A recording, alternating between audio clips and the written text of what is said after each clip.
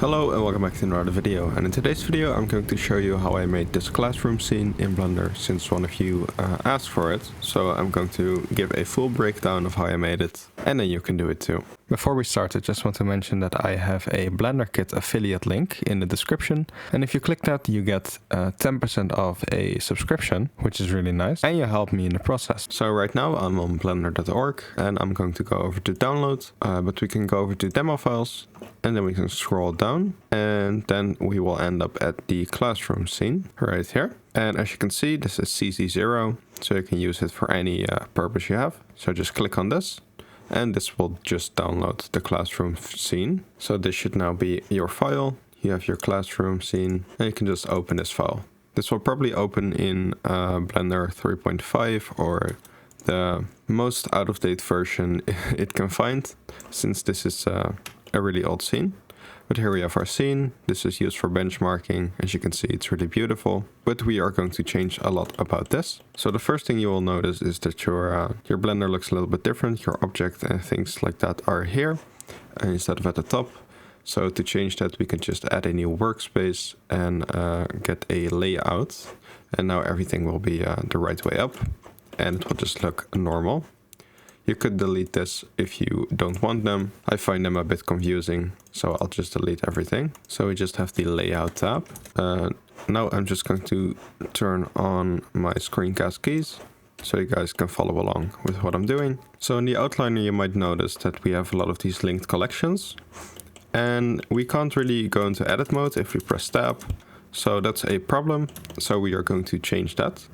First of all, just delete all the chairs since we only need one.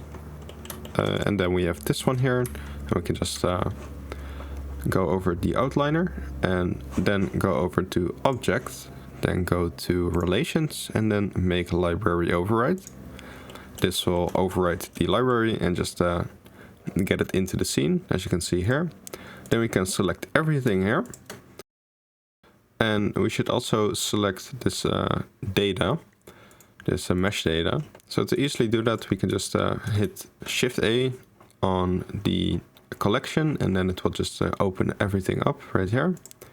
And then just go over to our collection with the chair.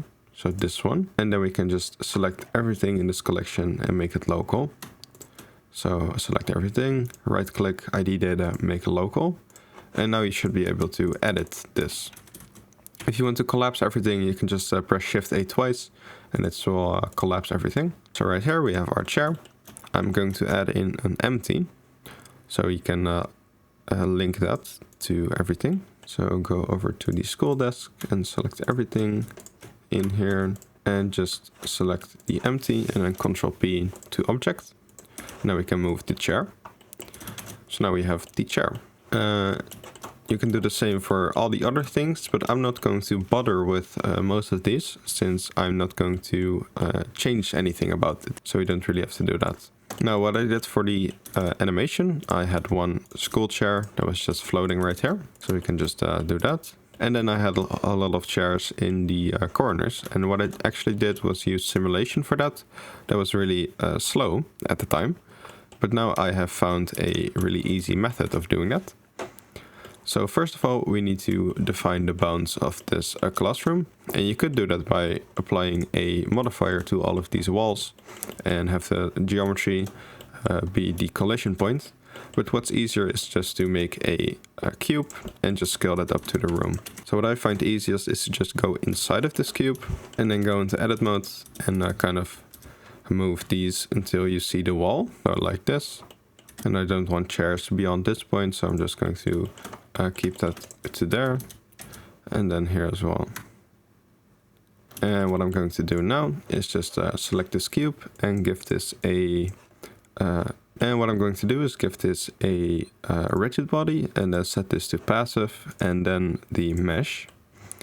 And then I'm going to move this down a little bit. So for the shape we have the mesh, otherwise it will just not do anything. It will just shoot everything outwards. And now we need the chair as well. So we are going to go to this empty.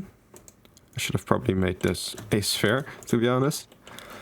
But we can change it here just select sphere and change the size. But I'm going to select all the objects, so select hierarchy, and then I'm going to duplicate this and move this here. Now we have a different chair. And now I'm going to select the objects again, select objects, select hierarchy, and then just deselect the empty, and then join these all together.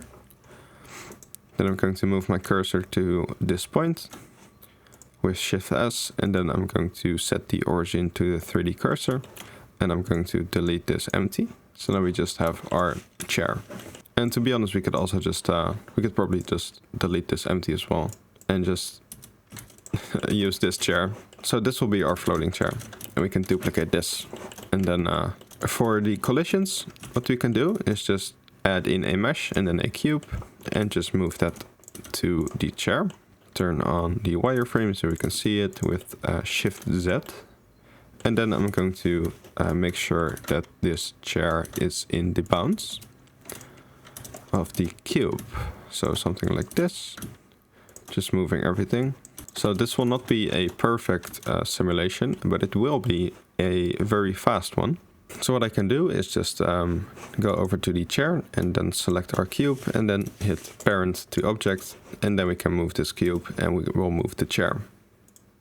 To make this more visible, we can go over to the viewport display and set this to wire, so we just have the bounds. And what I can do now in the cube, I can set the rigid body as well and set this to active, and then we could just leave it at convex hull, since the convex hull will just be the cube. And what I can do now is just press play, and we can see our chair hit the ground. And if I duplicate a lot of these chairs, something like this, and we can press play, and we have all these chairs that fall. And what I did in my scene was add in a force field, which is a just a force, and I just increased the strength a lot and then the noise amount as well, and then all the chairs should move to the corners of the room.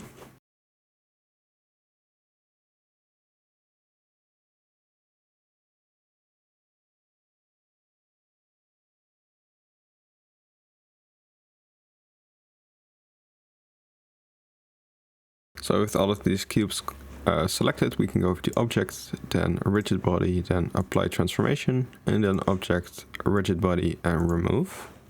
And this should remove everything. And if we hit play, nothing should move. And now we have these chairs at the edges, and now we can just select all the chairs, then hit right click, and then parent, and then clear and keep transformation. And then we can just select all of these cubes and delete them. And now we should have all of these chairs in the corners, and we might need to change some of these if they're on the top. Kind of change them like however you want. It doesn't really matter, it's just to add some ambience to the room, but it will be cool to look at. We can also delete the other cube. Just kind of move them like this.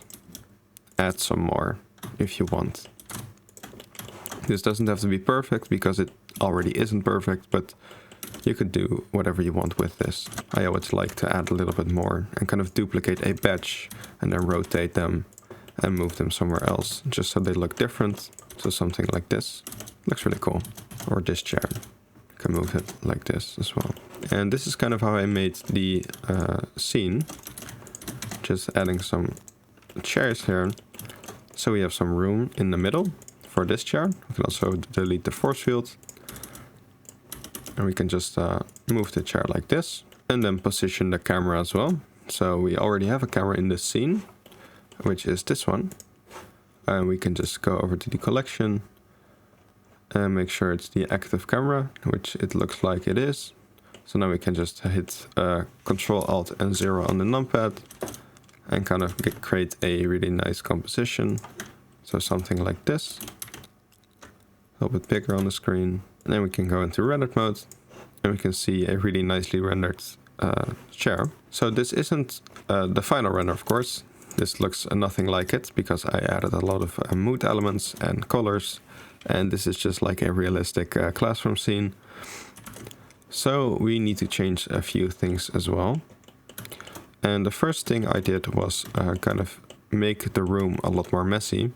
So for example, I went over to this board right here and I just let it hang like this, and this one as well, something like this. I deleted a couple of the letters or moved them down with one of these transforms and kind of made everything janky and not perfect. I also added a lot of paper to the floor, which you can do as well. So we can grab these papers and kind of see where they're at in the outliner. So right here. And these are already imported into the scene. So you can just duplicate this and then hit M on the numpad to create a new collection, call this paper. And then just Alt-G to reset the location, and then Alt-R to reset the rotation. And now in this paper, we can see all of our papers. We can move this down a little bit and then right-click parent and then clear and keep transformation because it was still parented to the chalkboard. But now we have the paper right here. And what I can do is just go over to the ground plane, which is also imported into the scene, create a new emitter, and go over to the field weights and disable the gravity. Go over to render and then as an object and then or as a collection, and then select our paper collection. And now if we hit play, we can see these papers going up. We can make them a little bigger, scale randomness a little bit, not too much, because papers are generally just the same size. We can set a randomized velocity of 1 to kind of make them appear like this. On the drawings, we could probably add in a wave modifier. So that's this one. And give them the right rotation. So like this. And then we can move all of these papers 90 degrees on the y-axis. And then apply the rotation. And then select the other paper and Ctrl P or Ctrl L and then copy modifiers. And now all of our papers are moving. And now we just have to rotate them in the scene in the emitter. So hit rotation and then just click one of these that works. So normal seems to work for me, or normal tangent, whatever. And then we can hit the phase and phase randomize to kind of make it all random. We can increase the lifetime to 120 and we can decrease the number. We can also go over to the force field settings and then get a type of turbulence. And this should also add some turbulence to our particles with a noise amount. If we hit self effect, and then we can set the strength to something that works. And now we have something like this, which gives me kind of Harry Potter vibes. We can also just add some more broken things, kind of make this rotate a little bit to the edge here, make everything not be perfect. You know, just the small things help a lot. You can go really crazy with this, but I've already done this, so I'm not going to be spending a lot more time on it. You can just change the camera angle a little bit more and kind of get a nice angle. And I think what we should change now is just, of course, the material on this. So we can go over to this drawing, which doesn't have a material. And then Control link the materials. So it's just white instead of having all the drawings. So right now it's really, it's just really happy. It looks really, really nice. A nice scene with a lot of lights. But I'm going to change that and make it very horror-y. So I'm going to add in a cube and then just scale this to the scene. So something like this. And in this cube, I'm going to add in a material and call this fog or volumetrics, whatever you want. And then I'm going to go over to the rendered view.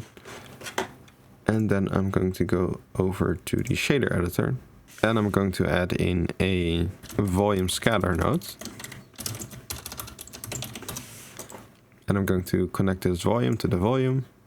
And then change this to be red or blue. Something like this.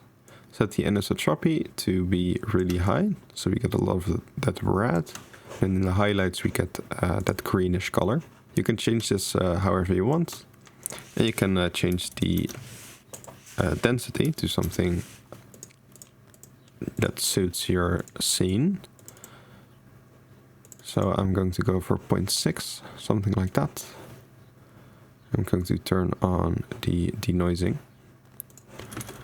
so we can look at it and see how it will look in the final render. And this is looking really moody. Maybe even 1 will be nice. And kind of play with these values until you get something that you like. So we can desaturate this a little bit and get more of that red in. And this is looking really cool.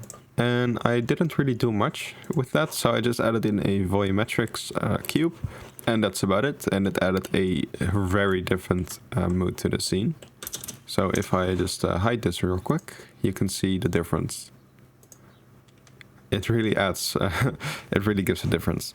So my tip to you would be to kind of desaturate this color a little bit to make it look more foggy.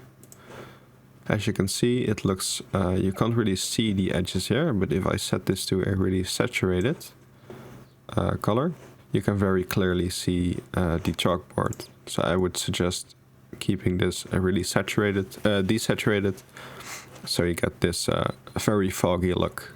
So now for the most important part, which is the flames, I'm going to use an add-on, since that will just give a very easy result for pretty cheap. So I'm using this real-time flame generator by Specular, which is a really nice add-on with some nice flames, which I use pretty often actually. I really like this product. It's only 10 bucks, and I suggest you do this as well. It's a really nice add-on. So yeah, you can download that with the link in the description. So then we can go over to File and then Append. And then we can go over to the place where you downloaded the flame generator. And then you can just import the object, the flame object. And we can move this to the first collection, or move this to a fire collection. So we can find it easier. So we have this flame. And then we have all of our objects. We can delete that, delete all of this. So then we have the setup right here. So we have the fire, the chair, and then the flame source with the flame in it. And now we have this fire. And I noticed that my camera moved when I hit play. That's because it has an animation. So we can just delete this. And now we can set up the camera view to look at the chair. Otherwise it will just snap back to the original location, and that's not really what we want. So now I can move my camera, and then I have this really nice flame. It's a little much, so we can set the density to like 20 or 10, so we can still see the silhouette of the chair. And as you can see, we have this black going on here, and that's not really part of the geometry nodes. That's just something that happens when we don't have enough light pass. So we can go over to the light pass here in the render properties, and then set this transparent to something really big, and then all of those black parts disappear.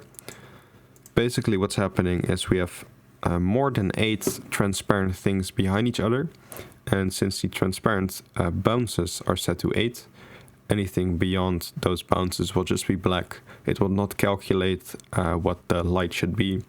So it will just set it to black, and that's not really what we want. But now we have this flame generator, and this is also animated, as you can see. So that's really cool. You can make an animation of this, and that's also why I like that real-time flame generator. It's also pretty real-time. Of course, it doesn't really look good if you're in rendered mode, but I can go into solid mode and it looks real-time. I can move around. And you can see my FPS is just stable. So yeah, I really like that add-on, or geometry node setup. And this is kind of how I made the scene. Of course, I added in a lot of different things. I did some compositing. I added some overlays of paper flying around. But this is the general idea. You can change this and iterate on this and do a lot more, but this is just how I made this. So now you can do that as well. And I just want to say that this classroom scene is CC0, so you can use anything in the scene for your own projects completely for free, which is really cool. So yeah, that's the video. I hope you enjoyed it. I hope you learned something, and I'll hope to see you in the next one. So goodbye.